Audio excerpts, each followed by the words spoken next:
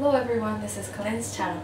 So today I was thinking that maybe I should do something about Japan. More specifically, 15 things you should know before you visit Japan. こちらは全部英語の動画なので、もしリスニングなど鍛えたい方はぜひ最後まで見てください。Okay, so number one. I think this is pretty obvious, but you don't need a tip in Japan.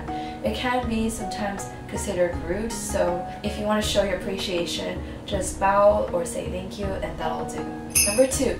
Don't forget toilet slippers. This is very common and even I accidentally come out of the toilet wearing toilet slippers and someone has to tell me that I'm wearing toilet slippers, which is quite embarrassing. I think this is very hygienic and make sure to watch out. Number three, don't misuse chopsticks. Don't wave, don't drop, don't sword fight, don't pass food, don't pull food, don't stab food, don't cross it, and many more. Just follow the manners and you'll be fine. Number four, if you're sick, wear surgical masks. As you can tell, in Japan there's a lot of people wearing masks, and it's not because there's a huge virus going on, but it's because they're more hygienic. As you can probably tell, they're very hygienic and they like to be safe. So please help them out by wearing surgical masks. Number five, yes doesn't mean yes. Yes is translated into hi in Japanese, but it doesn't really mean yes. It can also be used as I understand, or yes, I got it. If you're talking to someone on the phone and they say hi, like continuously, it means that they're nodding and they're understanding what you're saying. So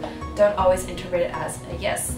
Number six, Japanese don't like to say directly no. They prefer more subtle, and it's because they think that it's rude if you say directly no. Very polite. You just have to tell from this atmosphere that they hate it, or they don't like your food, or whatever, because they will never say no. You're fired, maybe, probably, I think. You're fired? Just a heads up that even though they may say yes, they might feel no, so look into their eyes and see if they really mean yes or if they actually want to say no. Number seven, trash cans are rare in Japan. In Japan, trash cans are rare, especially in crowded areas because of bomb threats. Not only that, but recycling is also more common, so you often see these different kinds of bins. So you have to distinguish whether your trash goes into this category or that category and all those kind of stuff. Number eight, Japan is a largely cash-based society, so it is important that you bring some yen cash when you go to Japan because not all of the stores offer credit card services. Number nine, keep it quiet. This is quite evident in public transportations as everyone uses this indoor voice. You don't really talk on the phone or talk loud in public places as they like to keep it more quiet. So make sure you're aware of that.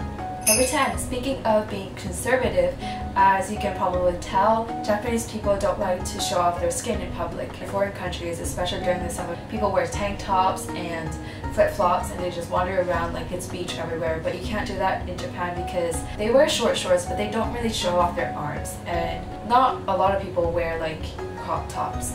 It's not like a religious rule kind of thing, but it's just that in their culture they prefer to be more conservative in comparison to other countries. Number 11, priority seats. I thought this was somewhat common that you should give up your seats despite the fact that it is a priority seat or not, but apparently it's not in Hong Kong because I saw a pregnant woman standing and no one gave any seats to her. I was quite frustrated. But moving on, if there are people around you that needs a seat, give them the seat. However, when you give a seat to someone, they often first refuse it. Japanese people are quite wishy-washy with their yeses and nos because they say no when they really want it, but they say no. Just be gentle, and even if they refuse, just say that you're giving up the seat and they will appreciate it. Number 12, stand on the correct side of the escalator. Japanese people are always rushing, and so don't interrupt them. In the morning when everyone goes to work, it's just like a wave of people, like a subway marathon. Everyone's just running and rushing, and you hear high heels going and it can be very chaotic.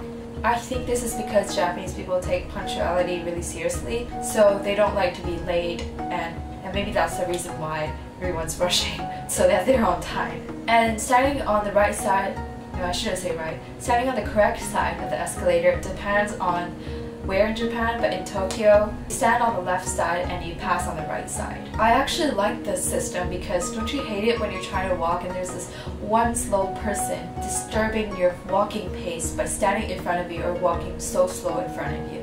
Number 13, be ready for the best customer service you will ever receive in Japan. They will treat you like you fell from heaven. Actually, even if you don't understand Japanese, you can tell by their gestures and the way they say like thank you and bow so many times, you can tell that they're humble people. So again, you don't need a tip, but a thank you would be nice. Number 14, tattoos are considered taboo. Although it may be seen as an art to express yourself, in Japan they have negative image. You can observe in onsen, hot springs, or in swimming pools, they often have signs that are like, if you have tattoos, you can't go in here. Just be aware of it. It's part of their culture and you just have to understand. Lastly, number 15, souvenirs. If you're visiting someone in Japan, you should bring them a little souvenir. It's part of their custom, I guess, that you bring souvenirs when you visit someone or when you meet with someone. And I do this too when I visit my friend's house, but apparently it's not as common. So when you bring souvenirs, it's usually like food. Yeah, food is pretty common, and it doesn't have to be something massive, something small to show your appreciation.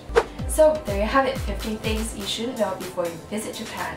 I hope this was helpful. I actually learned a couple of new things while looking this up and writing my mini script, because I just kind of assume and know that this is a part of like a human life thing when it's actually just a Japanese thing. So it was very interesting for me. 最後までご視聴ありがとうございます。チャンネル登録や高評価もお願いします。Instagram、LINE、Twitter などもチェックしてみてください。ではまた、バイバイ。